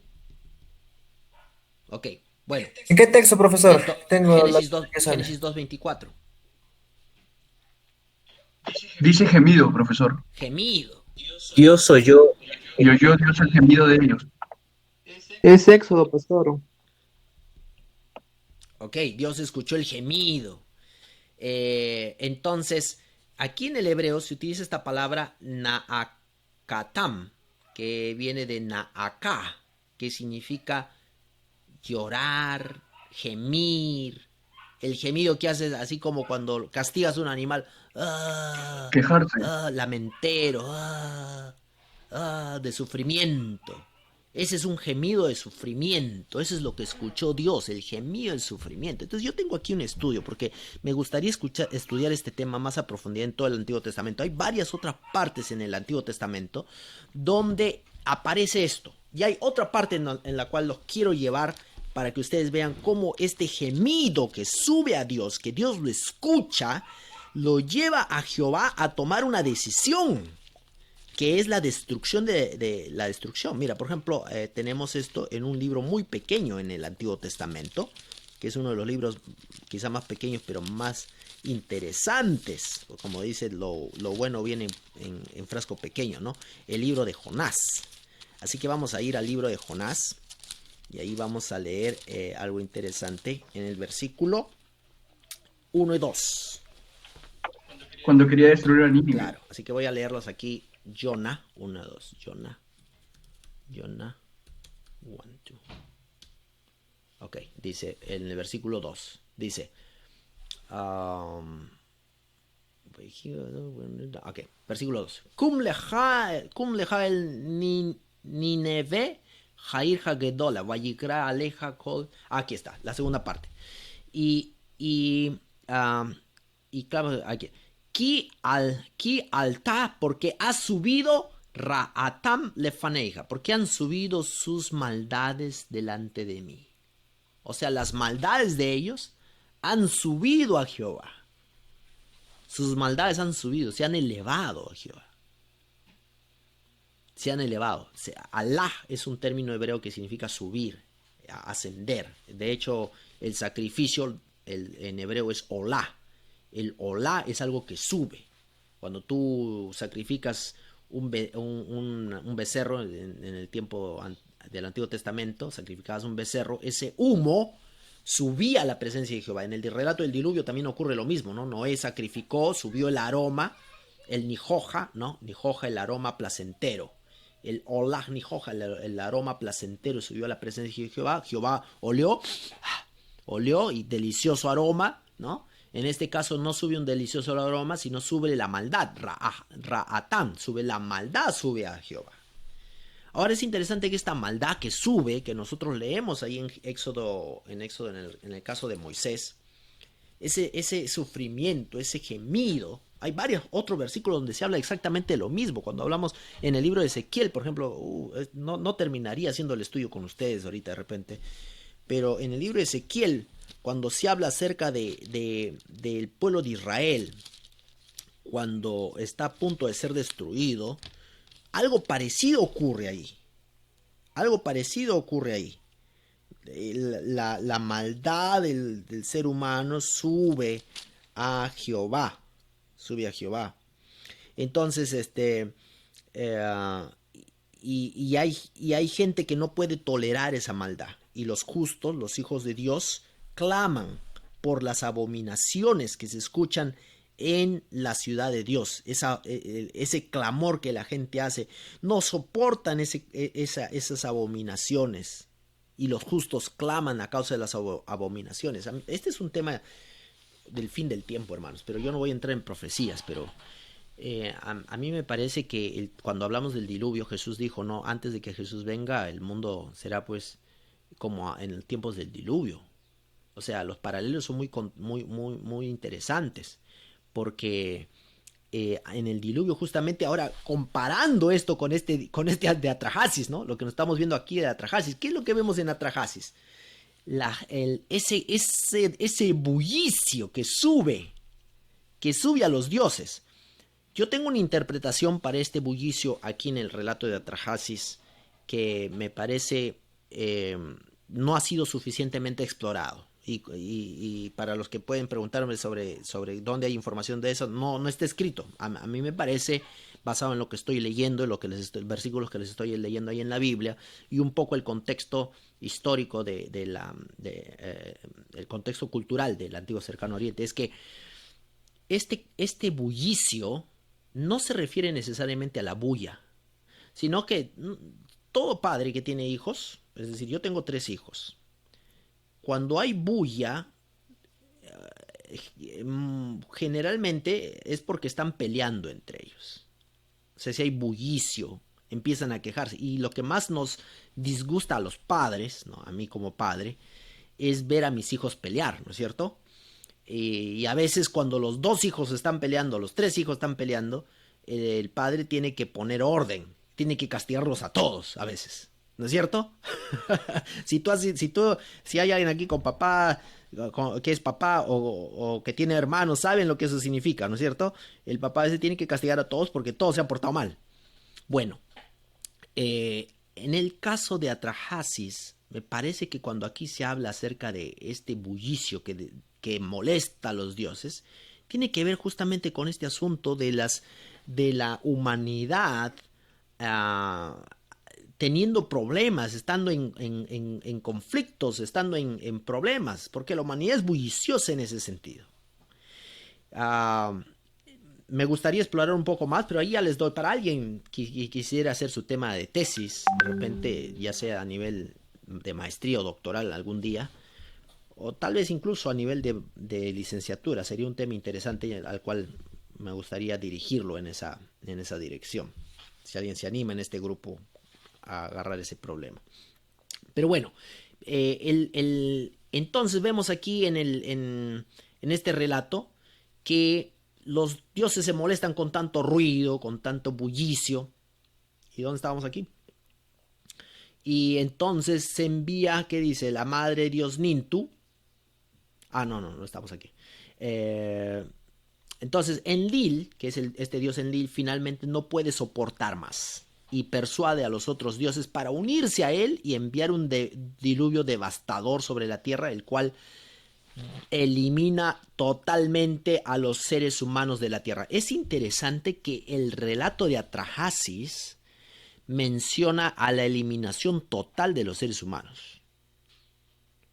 O sea, la pregunta de Erika es, porque existe una interpretación acerca del relato del diluvio, me parece que fue Woolley, que fue uno de los primeros que dijo que el relato del diluvio en realidad es un relato local que ocurrió localmente en Mesopotamia. No estamos hablando de un diluvio universal, aquí estamos hablando de una especie de ¿cómo se llama esto? Cuando el río se desborda. Ha ocurrido también en Perú hace 2 años, ¿no? Cuando el río se desborda. Aluvión. de una especie de aluvión. De hecho, es un fenómeno bastante frecuente en los ríos, ¿no? Hay momentos en que los ríos se desbordan y eliminan toda la población que está viviendo alrededor de los ríos tranquilamente. Yo he visto eso en mi ciudad, en Huancayo. Había una casa que estaba junto al río y el río empezó a desbordarse y la casa, prácticamente hermosa casa, se fue al abismo, porque el río carcome, ¿no? los cimientos de los costados. Entonces, eso es un fenómeno frecuente. Pero aquí nos está hablando de, cuando uno lee el relato de Atrahasis, es interesante que no se habla de una destrucción local. La memoria que hay del diluvio en este relato es una destrucción completa, total, de todos los seres humanos. Y así que Enki dice que tiene misericordia de su servidor. ¿Y quién es su servidor? Es Atrahasis. Aquí en este relato, en el relato de Gilgamesh, es Upanishtim, ¿no? Un poco difícil de pronunciar ese nombre, ¿no? Vamos a ver si lo estamos pronunciando correctamente. Aquí lo habíamos copiado. Vamos a ver. ¿Dónde lo habíamos copiado? Acá. Aquí al último me parece. Upanishtim. Bueno. Entonces, aquí está. Utnapishtim. Upnapishtim. Ese es el nombre. Upnapishtim. Un nombre bastante fácil de recordar, ¿no? Upnapishtim. Entonces, en el relato de Gilgamesh es Upnapishtim, pero en este relato es Atrahasis. Y este Atrahasis es advertido, se le advierte que va a venir un diluvio. Y le dice que construya un arca y que ponga ahí 2 de cada animal dentro del arca. Es interesante que se mencione ese 2, una pareja de cada animal. Y Atrahasis hace como se le ordena y entonces el diluvio comienza. Y según la tableta 3, dice lo siguiente: el diluvio vino y nadie pudo ver nada. Ellos no podían reconocer en la catástrofe. El diluvio rugió como un toro, como si fuera un asno salvaje gritando. Los vientos soplaron de manera lastimera, así, la tiniebla fue total. No había sol. Mira lo que interesante que se menciona esto en la tableta 3 de Daylight, ¿no? En la tableta 3. Cómo se describe el diluvio. Y a mí me parece incluso que algunas de estas descripciones del diluvio son verdaderas. O sea, tal vez no están en la Biblia, pero son verdaderas. Porque recuerden que este evento ocurrió. El diluvio fue un evento histórico, ocurrió. Y que quedó en la memoria popular de la gente. Fue pervertido, sí, pero hay elementos verdaderos que quedaron en la memoria. Y a mí me parece que este elemento, interesante, el diluvio vino, nadie pudo reconocerse. Dice, el diluvio rugió como un toro, como si fuera un asno montés llorando. Los vientos soplaron, la tiniebla fue total, no había sol. Yo creo que eso es exactamente lo que pasó. Exactamente lo que pasó. Así que la madre diosa Nintu lloró por la destrucción de sus hijos. Estos dioses dan risa, ¿no? Ellos tienen el poder de destruir y de todo, pero después lloran. Y ella lloró y se sentó en luto y ella deseó tomar cerveza. Interesante la conexión con el otro mito de la... ¿Qué mito? A ver, el cual estábamos hablando hace un rato. El asunto de la cerveza. La vaca, la dieta. De la vaca, ¿no? De la vaca. Interesante, ¿eh? Así que ella se sentó y deseó tomar cerveza. Y después de que las aguas bajaron, Enlil y los otros dioses se dieron cuenta de su error. O sea que después de que habían barrido a los seres humanos de la faz de la tierra, se dieron cuenta de ese error y se lamentaron y se arrepintieron de lo que ellos habían hecho. Y sintieron, yet feel there is no more way they can do. Y sintieron de que no había forma como ellos pudieran repararlo. Así que en ese momento Atrahasis sale del arca y hace un sacrificio a los dioses. Mira, interesante con el asunto de Noé, él sacrifica a los dioses. Enlil, aunque solo antes deseaba que él no hubiera destruido a la humanidad, ahora se enfurece con Enki por dejar que alguien haya escapado vivo. O sea, ¿cómo es esto? Primero Enlil se enfurece, primero él se arrepiente de haber destruido a los seres humanos, pero ahora está furioso con Enki porque permitió que uno de ellos, su servidor Atrahasis, escapara del diluvio. Contradictorio, ¿no? Dioses tontos. Que se contradicen a ellos mismos. Ahora, eso es una perversión de lo que está escrito en Génesis, porque en Génesis, cuando nosotros vamos a Génesis capítulo 9, vamos a ir a Génesis capítulo 9, vamos a ver, vamos a leer el versículo 8:21. 8:21. Vamos a leer 8:21 aquí.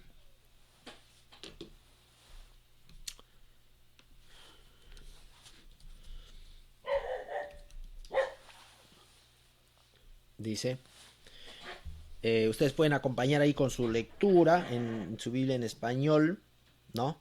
8:21, ¿qué cosa es lo que dice en 8:21? Dice, Vayarraj Adonai et reja janijoja. ¿Y qué cosa dice? Y Jehová Raaj quiere decir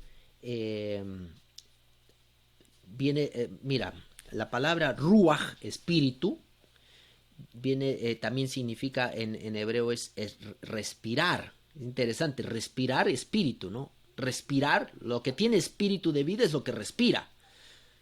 Es una forma antigua como se describía la vida, porque si no respira no está vivo. Hasta hoy día utilizan eso los doctores como una señal de que alguien está vivo. Primero ven si respira, ¿no es cierto? Bueno, eso toda la vida ha sido así. En el lenguaje antiguo, en el hebreo antiguo y en el acadio y todo, la respiración es un símbolo de vida. Entonces, ¿y qué cosa dice? Vayarraj, Jehová hizo una respiración, respiró. ¿Qué cosa respiró? Un reja janijoja. ¿Qué es un reja? Es un olor que es placentero, que da descanso. El reja nijoja es todo un tema, hermanos.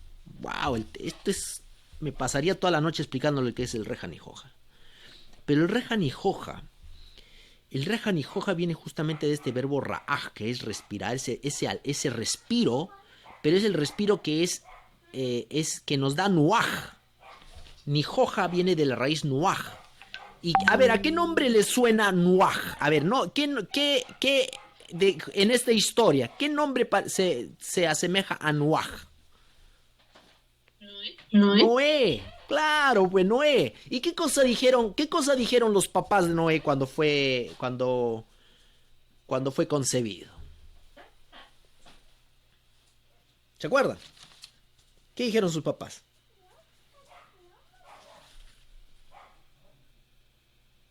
¿No os acordáis?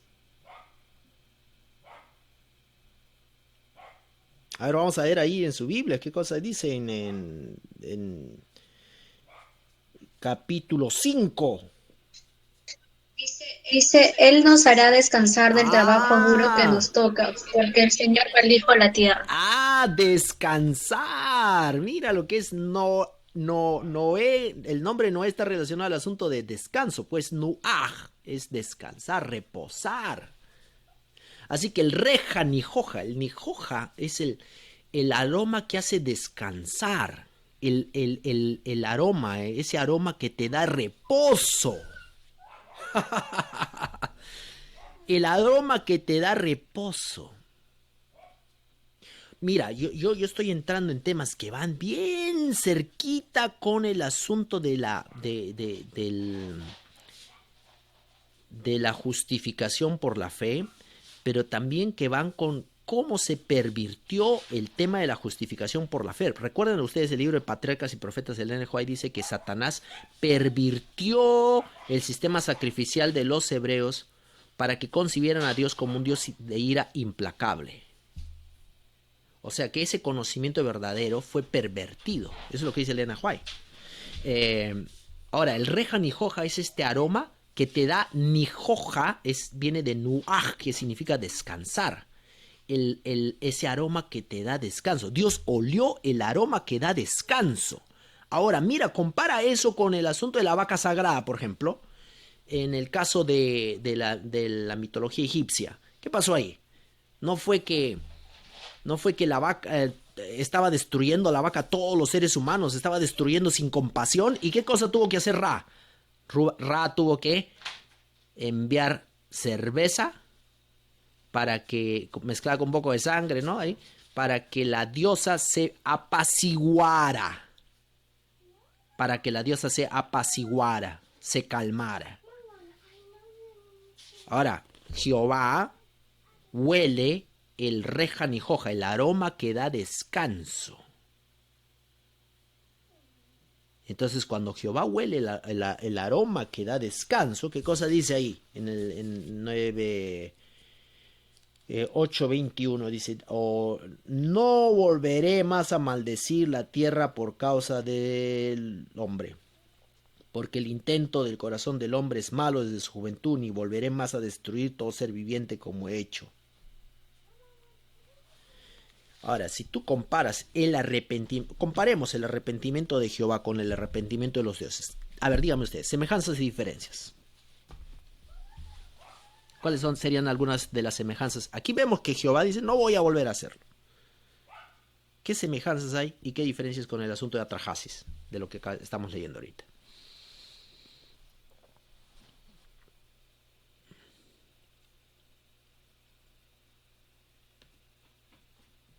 Hello. ¿Están vivos? Quizás algunas semejanzas podría ser como lo menciona en la Biblia, ¿no? Que Dios se arrepintió de lo que había hecho o le causó dolor. Y en el caso de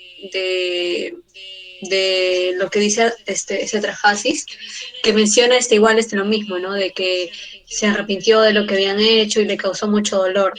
Pero quizás una diferencia podría ser lo que menciona, ¿no? De que el Dios tomaba cerveza y eso no pasó con Dios. O sea, creo que eso podría ser una de las semejanzas y diferencias.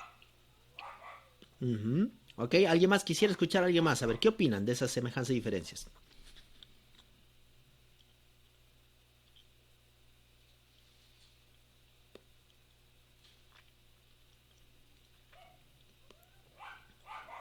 Hello.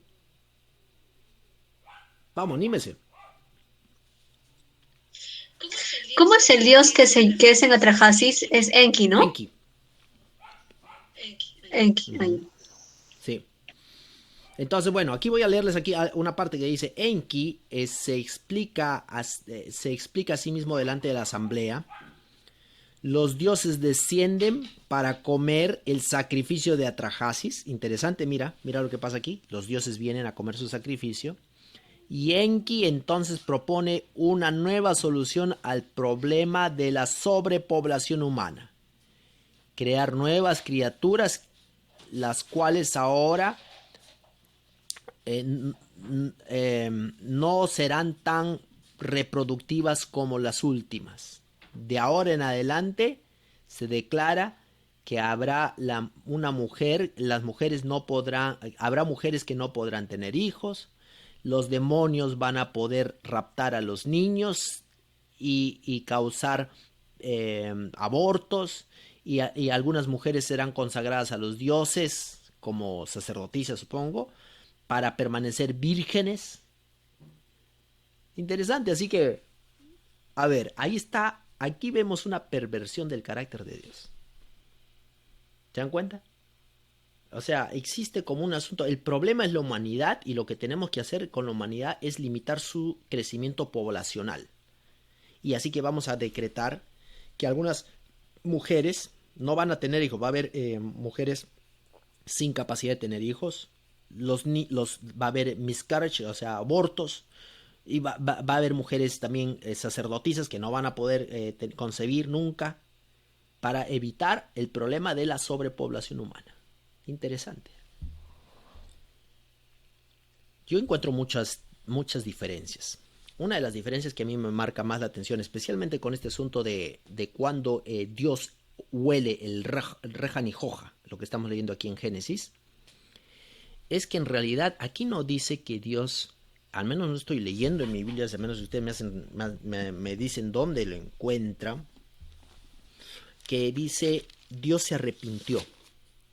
Aquí. Aquí en esta parte no dice, esto está cuando creó al ser humano, en el versículo, eso está muy temprano, está en Génesis 6, ¿no? Cuando leemos el asunto de cuando Dios se arrepiente de haber creado al ser humano, le dolió en su corazón, eso está en el 6.6, ¿no? Pero aquí, cuando Noé ofrece el Rehan y Joja, Dios no se arrepiente, no habla de un arrepentimiento.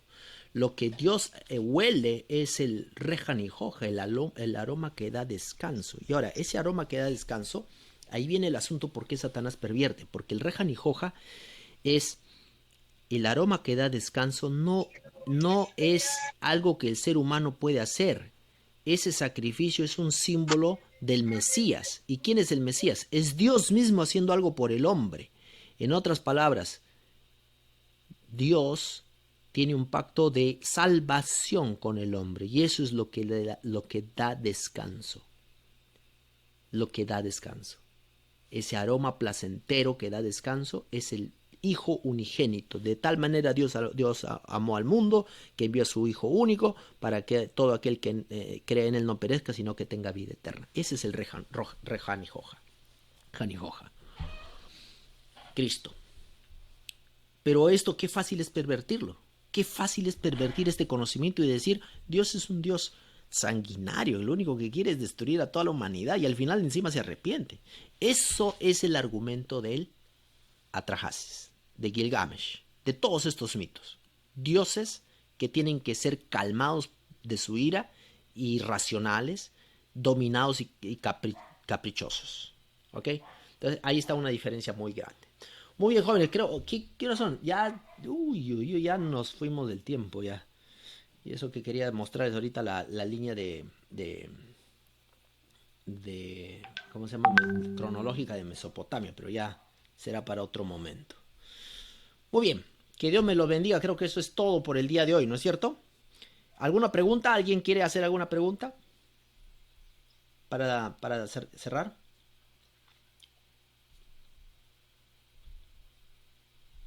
Esto proviene de los acadios, la de Gilgamesh de Mesopotamia, el libro de la vaca de Egipto y el herida Génesis, ese que viene. Sí, todos ellos son en realidad, todos son mesopotámicos, Erika. Todos ellos son mesopotámicos, excepto el de la vaca sagrada que es egipcio. Ya. Listo, pastor, gracias. Sí. Muy bien, ¿alguna otra pregunta? ¿Alguien más? Muy bien, jóvenes. Bueno, hemos llegado al final de esta clase. Esperamos que les haya ayudado un poco a entender esa relación entre el diluvio en las versiones mesopotámicas y la Biblia. Que Dios los bendiga. Nos encontramos la próxima semana en el mismo canal. ¿Ok? Pastor, antes que se vaya, eso del Classroom que dice se entrega para hoy de la epopeya del Gilgamesh, eso solamente era para leerlo, sí, ¿no? Eso era solo participación en clase, nada más. Sí. Bueno, ok. Profesor, muchas gracias. Bendiciones. Fuerte abrazo a todos. Gracias, pastor. Bendiciones.